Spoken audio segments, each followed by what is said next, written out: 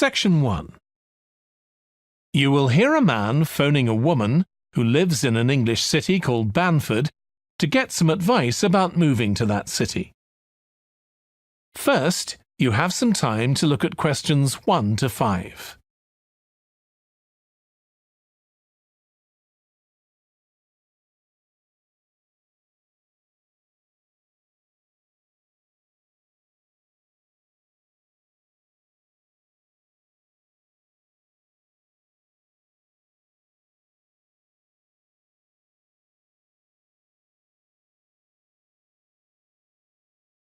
You will see that there is an example that has been done for you.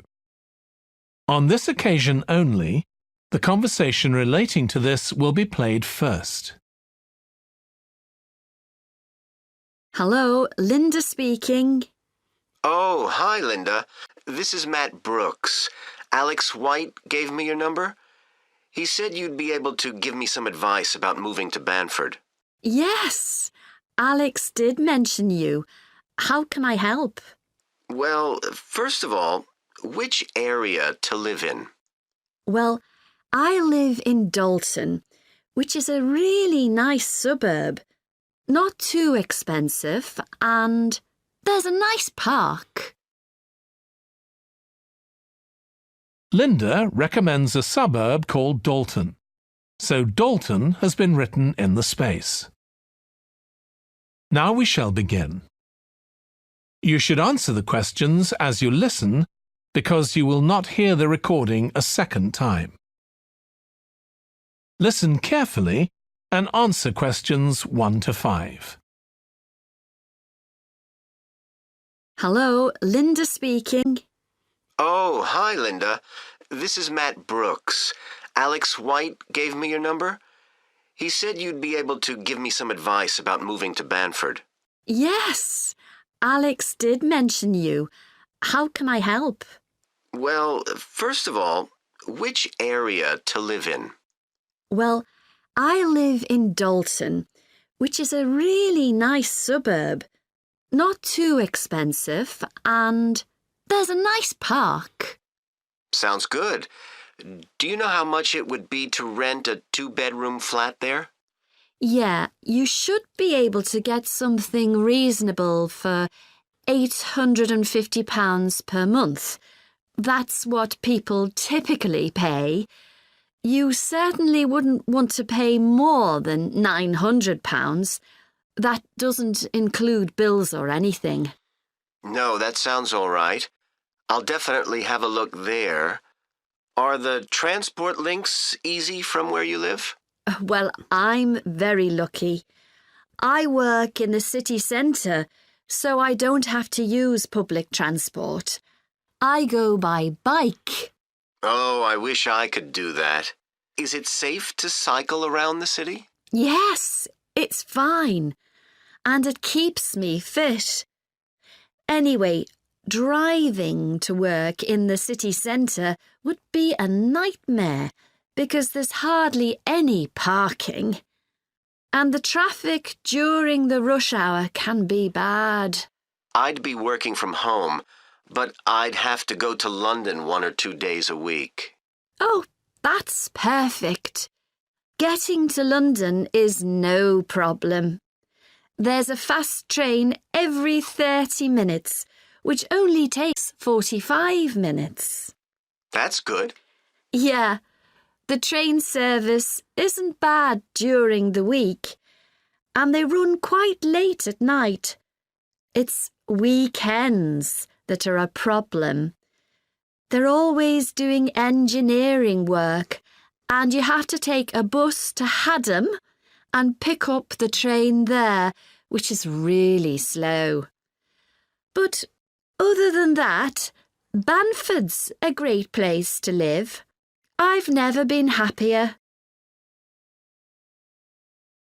Before you hear the rest of the conversation, you have some time to look at questions 6 to 10.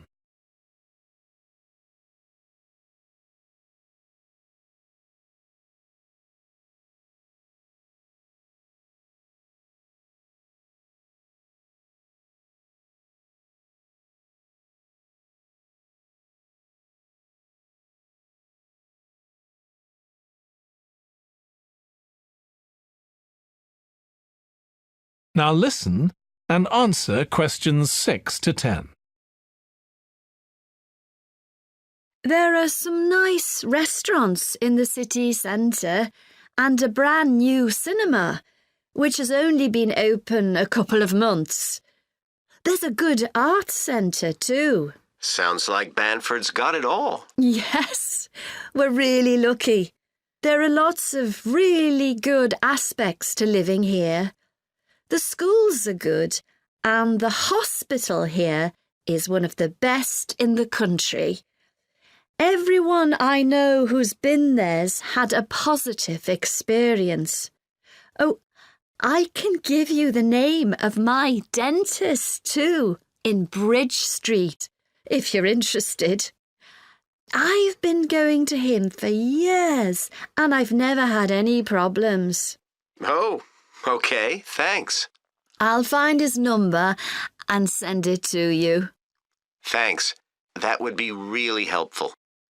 Are you planning to visit Banford soon? Yes, my wife and I are both coming next week. We want to make some appointments with estate agents. I could meet you if you like and show you around. Are you sure? We'd really appreciate that. Either Tuesday or Thursday is good for me, after 5:30. Thursday's preferable. Tuesday, I need to get home before 6 p.m. OK. Great. Let me know which train you're catching, and I'll meet you in the cafe outside. You can't miss it. It's opposite the station and next to the museum. Brilliant. I'll text you next week then. Thanks so much for all the advice. No problem. I'll see you next week. That is the end of section 1. You now have half a minute to check your answers.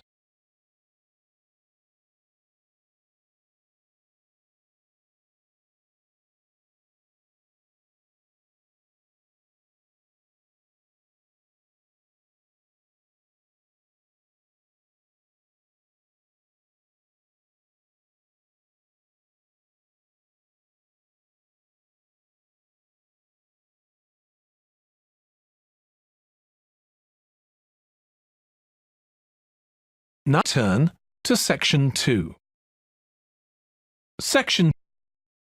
You will hear a fitness instructor talking on the radio about different ways of keeping fit. First, you have some time to look at questions 11 to 16.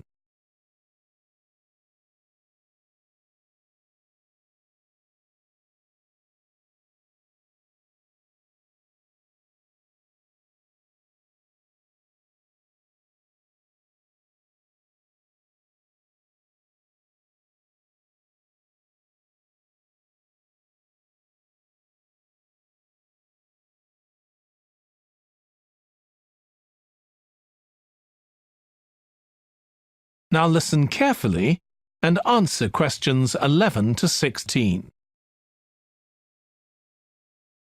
So, if you're one of those people who hasn't found the perfect physical activity yet, here are some things to think about which might help you make the right decision for you. The first question to ask yourself is whether you would enjoy training in a gym. Many people are put off by the idea of having to fit a visit to the gym into their busy day. You often have to go very early or late, as some gyms can get very crowded. But with regular training, you'll see a big difference in a relatively short space of time. Running has become incredibly popular in recent years. That's probably got a lot to do with the fact that it's a very accessible form of exercise.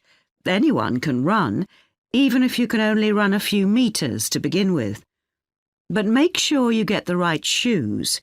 It's worth investing in a high-quality pair, and they don't come cheap. Another great thing about running is that you can do it at any time of day or night. The only thing that may stop you is snow and ice. Swimming is another really good way to build fitness. What attracts many people is that you can swim in an indoor pool at any time of year. On the other hand, it can be quite boring or solitary. It's hard to chat to people while you're swimming lengths. Cycling has become almost as popular as running in recent years.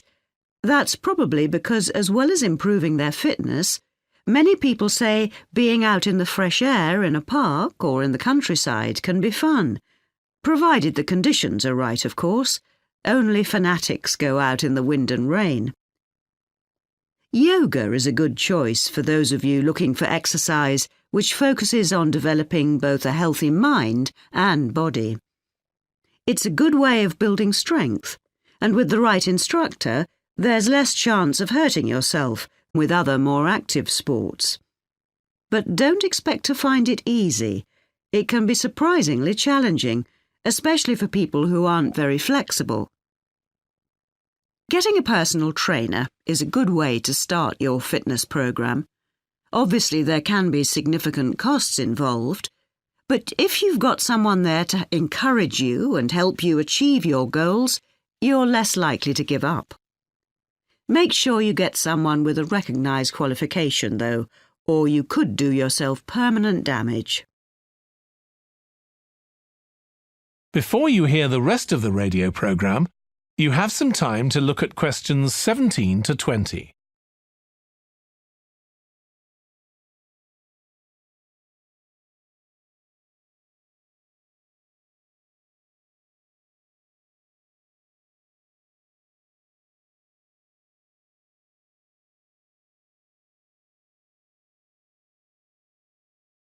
Now listen and answer questions 17 to 20. Whatever you do, don't join a gym unless you're sure you'll make good use of it. So many people waste lots of money by signing up for membership and then hardly ever go. What happens to their good intentions?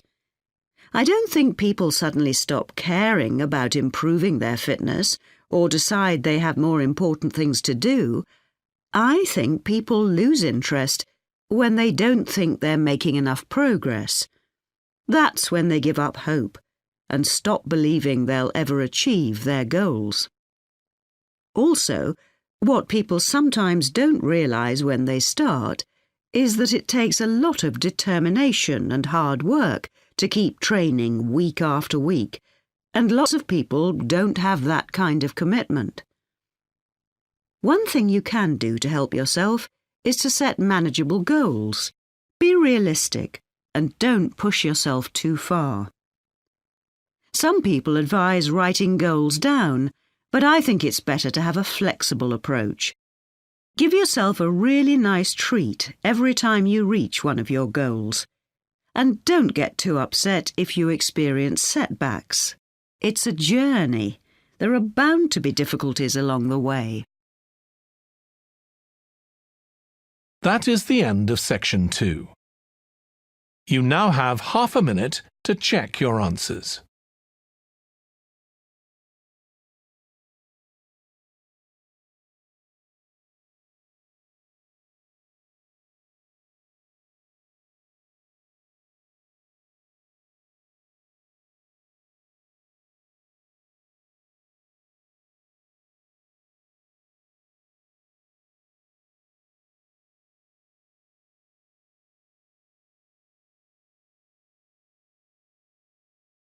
Now turn to Section 3.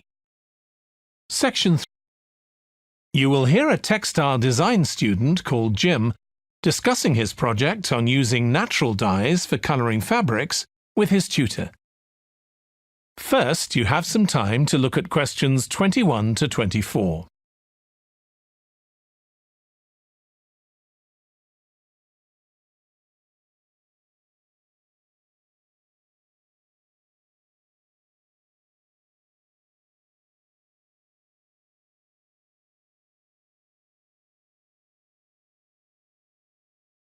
Now listen carefully and answer questions 21 to 24.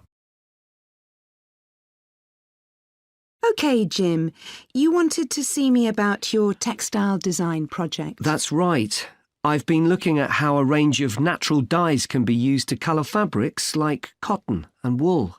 Why did you choose that topic? Well, I got a lot of useful ideas from the museum, at that exhibition of textiles. But I've always been interested in anything to do with colour.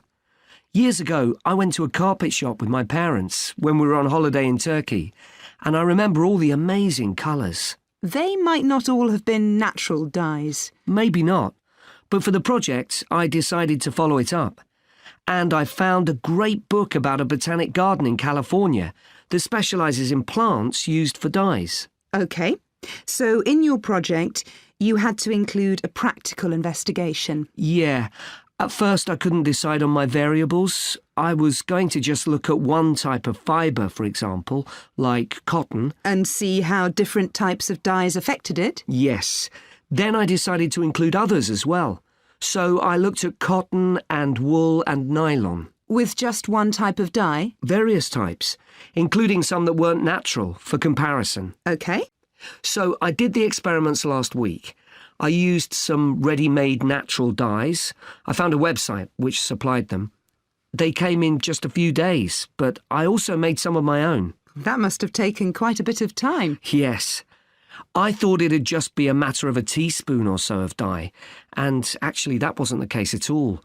Like, I was using one vegetable, a beetroot, for a red dye, and I had to chop up a whole pile of it. So it all took longer than I'd expected. One possibility is to use food colourings. I did use one. That was a yellow dye, an artificial one. Tartrazine? Yeah, I used it on cotton first. It came out a great colour. But when I rinsed the material, the colour just washed away. I'd been going to try it out on nylon, but I abandoned that idea. Were you worried about health issues? I thought if it's a legal food colouring, it must be safe. Well, it can occasionally cause allergic reactions, I believe. Before you hear the rest of the discussion, you have some time to look at questions 25 to 30.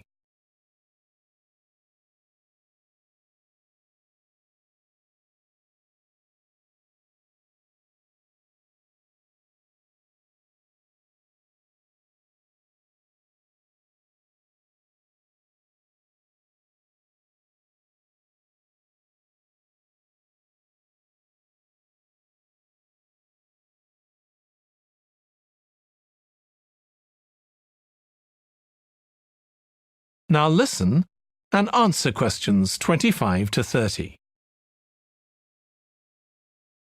So what natural dyes did you look at? Well, one was turmeric. The colour's great. It's a really strong yellow. It's generally used in dishes like curry. It's meant to be quite good for your health when eaten, but you might find it's not permanent when it's used as a dye. A few washes and it's gone. Right. I used beetroot as a dye for wool. When I chop up beetroot to eat, I always end up with bright red hands. But the wool ended up just a sort of watery cream shade. Disappointing. There's a natural dye called Tyrian purple. Have you heard of that? Yes. It comes from a shellfish, and it was worn in ancient times, but only by important people, as it was so rare. I didn't use it. It fell out of use centuries ago, though one researcher managed to get hold of some recently. But that shade of purple can be produced by chemical dyes nowadays. Did you use any black dyes? Logwood. That was quite complicated. I had to prepare the fabric so the dye would take. I hope you were careful to wear gloves. Yes, I know the danger with that dye. Good, it can be extremely dangerous if it's ingested. Now, presumably you had a look at an insect-based dye, like cochineal, for example. Yes, I didn't actually make that. I didn't have time to start crushing up insects to get the red colour, and anyway, they're not available here. But I managed to get the dye quite easily from a website, but it cost a fortune. I can see why it's generally just used in cooking and in small quantities. Yes, it's very effective, but that's precisely why it's not used as a dye. I also read about using metal oxide. Apparently you can allow iron to rust while it's in contact with the fabric, and that colours it. Yes, that works well for dyeing cotton. But you have to be careful as the metal can actually affect the fabric, and so you can't expect to get a lot of wear out of fabrics treated in this way. And the colours are quite subtle. Not everyone likes them. Anyway, it looks as if you've done a lot of work. That is the end of section 3. You now have half a minute to check your answers.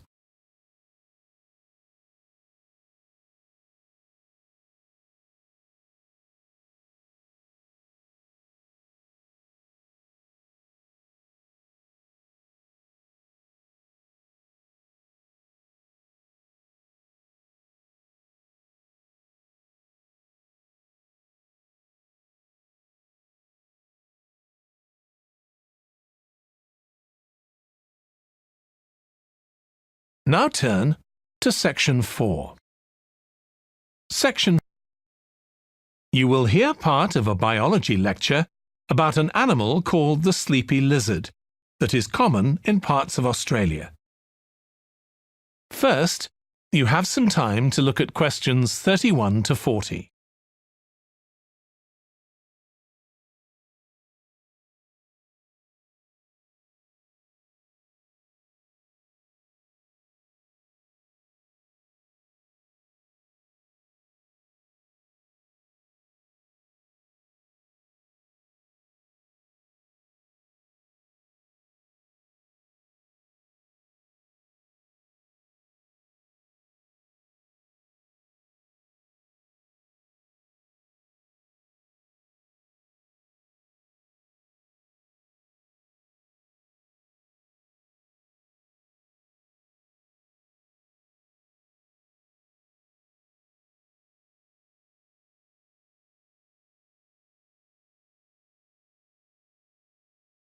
Now listen carefully and answer questions 31 to 40. Last week we started looking at reptiles, including crocodiles and snakes. Today, I'd like us to have a look at another reptile, the lizard, and in particular, at some studies that have been done on a particular type of lizard whose Latin name is Tiliqua rugosa. This is commonly known as the sleepy lizard because it's quite slow in its movements and spends quite a lot of its time dozing under rocks or lying in the sun. I'll start with a general description. Sleepy lizards live in Western and South Australia, where they're quite common. Unlike European lizards, which are mostly small, green and fast-moving, sleepy lizards are brown, but what's particularly distinctive about them is the colour of their tongue, which is dark blue, in contrast with the lining of their mouth, which is bright pink. And they're much bigger than most European lizards. They have quite a varied diet, including insects and even small animals, but they mostly eat plants of varying kinds. Even though they're quite large and powerful, with strong jaws that can crush beetles and snail shells, they still have quite a few predators. Large birds like cassowaries were one of the main ones in the past, but nowadays they're more likely to be caught and killed by snakes.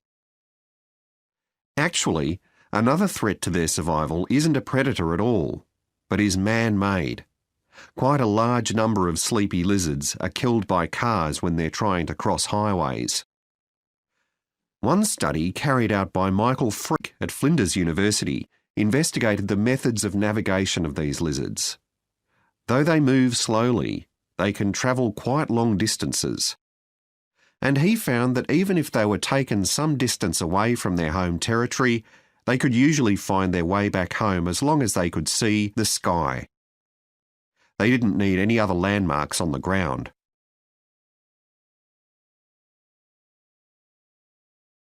Observations of these lizards in the wild have also revealed that their mating habits are quite unusual. Unlike most animals, it seems that they're relatively monogamous, returning to the same partner year after year. And the male and female also stay together for a long time, both before and after the birth of their young. It's quite interesting to think about the possible reasons for this. It could be that it's to do with protecting their young. You'd expect them to have a much better chance of survival if they have both parents around. But in fact, observers have noted that once the babies have hatched out of their eggs, they have hardly any contact with their parents. So there's not really any evidence to support that idea. Another suggestion's based on the observation that male lizards in monogamous relationships tend to be bigger and stronger than other males. So maybe the male lizards stay around so they can give the female lizards protection from other males. But again, we're not really sure. Finally, I'd like to mention another study that involved collecting data by tracking the lizards. I was actually involved in this myself. So we caught some lizards in the wild and we developed a tiny GPS system that would allow us to track them, and we fixed this onto their tails. Then we set the lizards free again, and we were able to track them for 12 days and gather data, not just about their location, but even about how many steps they took during this period. One surprising thing we discovered from this is that there were far fewer meetings between lizards than we expected. It seems that they were actually trying to avoid one another. So why would that be? Well, again, we have no clear evidence, but one hypothesis is that male lizards can cause quite serious injuries to one another. So maybe this avoidance is a way of preventing this, of self-preservation, if you like. But we need to collect a lot more data before we can be sure of any of this. That is the end of section 4. You now have half a minute to check your answers.